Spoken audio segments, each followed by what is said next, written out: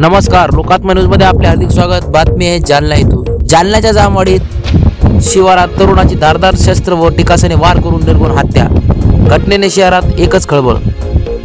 जालना शहरातील जामवाडी शिवारातील एका हॉटेलमधील रूममध्ये दिनांक 10 सप्टेंबर रोजी धारदार शस्त्राने व टिकासाने वार करून निर्गुणपणे हत्या करण्यात आली आहे। दिनांक 10 सप्टेंबर रोजी तरुणाची धारदार शस्त्र व टिकासाने वार करून निर्गुणपणे हत्या करण्यात आली आहे। 5 ते 6 जणांच्या टोळक्याने तरुणाची हत्या केल्याची माहिती समोर आली आहे। शेख हबीब राहणार कन्हैयानगर जालना असे हत्या झालेल्या तरुणाचे नाव आहे। या प्रकरणात पोलिसांनी काही संशयितांना ताब्यात घेतले असून या घटनेमुळे शहरात एकच खळबळ उडाली आहे। जालना शहरातील हमाली काम करणाऱ्या शेख हबीब या तरुणावर जामवाडी शिवारातील एका धाब्यावर असलेल्या रूममध्ये काही जणांनी हल्ला केला। धारदार शस्त्राने टिकासाने वार करून त्या तरुणाला टोळक्याने गंभीर जखमी केले होते। त्याचा जागीच मृत्यू झाला।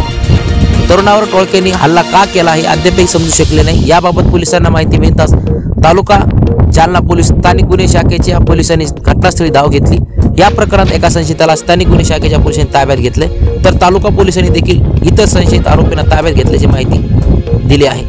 दरम्यान धक्कादायक घटनेमुळे जालना शहरात परिसरात एकच खळबळ उडाली आहे। लोकात्मा न्यूज चॅनलसाठी प्रतिनिधी तरंग कांबळे, जालना।